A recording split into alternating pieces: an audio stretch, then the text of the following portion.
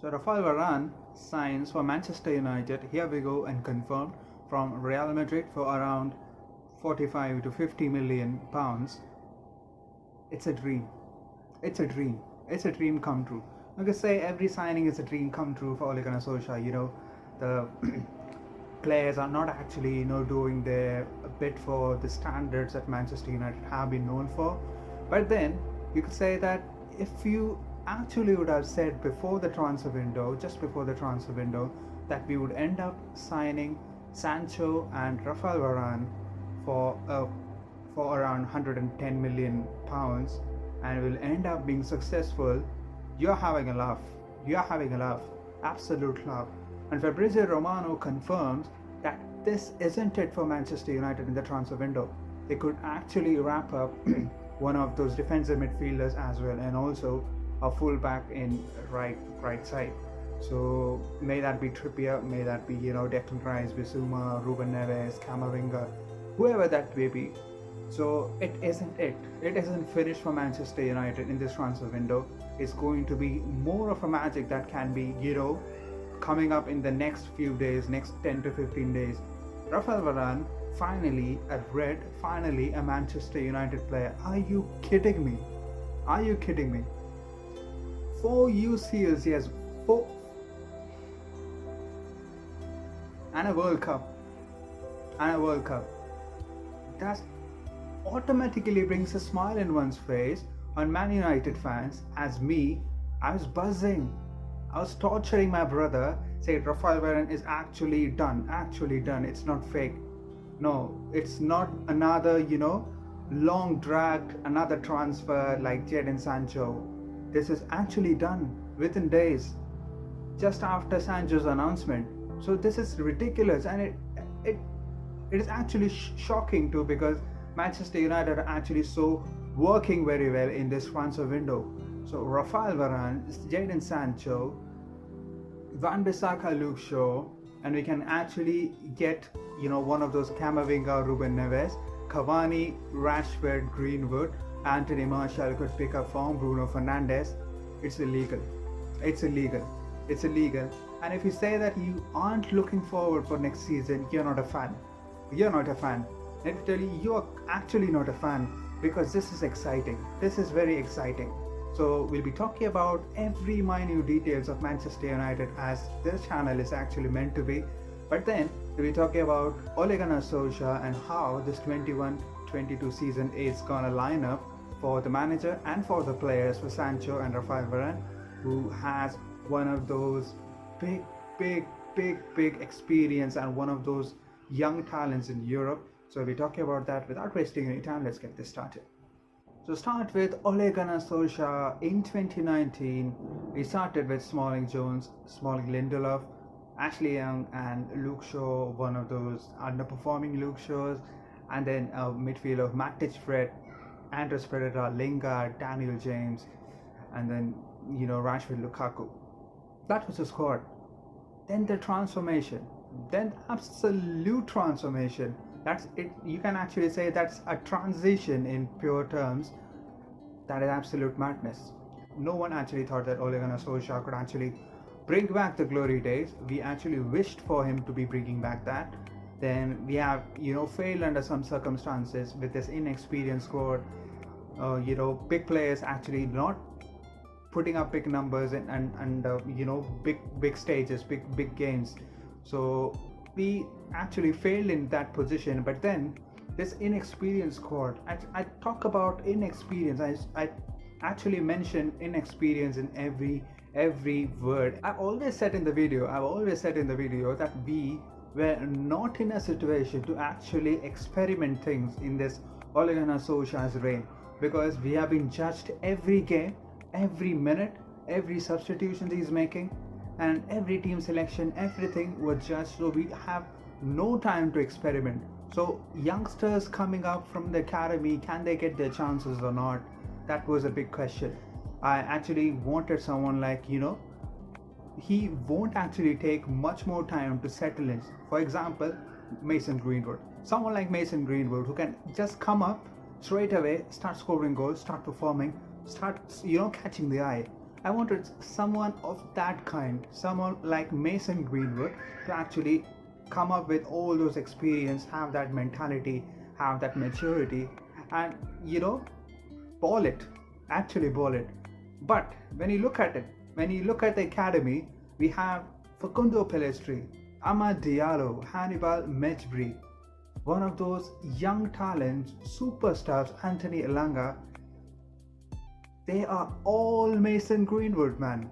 They are all Mason Greenwood. If you watch them play against Wolves, Anthony Elanga, then Facundo Pellistri in the preseason games, absolute madness. Absolute madness. And I'm actually buzzing for them. James Garner is coming from loan. He can be sent back on loan, but then he's coming back.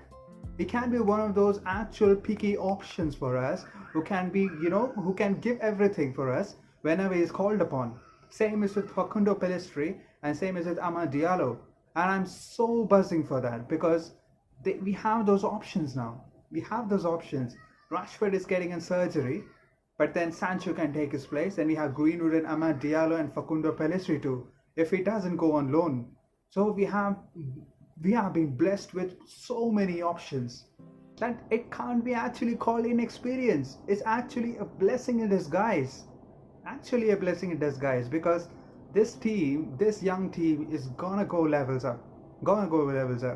This 21-22 season can be it, and Ole Gunnar Solskjaer is gonna take a huge advantage of that.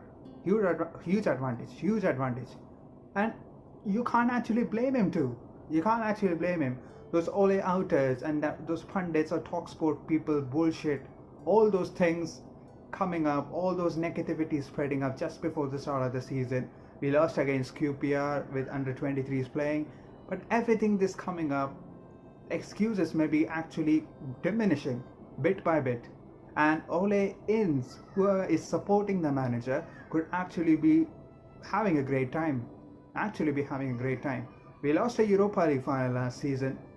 This time, we can achieve one step more. We can start winning trophies.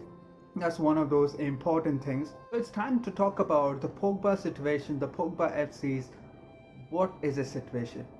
He wants to go to PSG. The rumors are actually so aggressively going forward, going advanced, that he's joining PSG. Then PSG fans are actually not fancying him to be joining PSG because he's a Marseille fan and all that. His mother is a Marseille fan and all that. He's a You can understand. But he is actually on a move to PSG. He's training there. You see some of his actual actions, behaviors, saying that no, he isn't actually focused on United and all. That's bullshit. That's actually bullshit.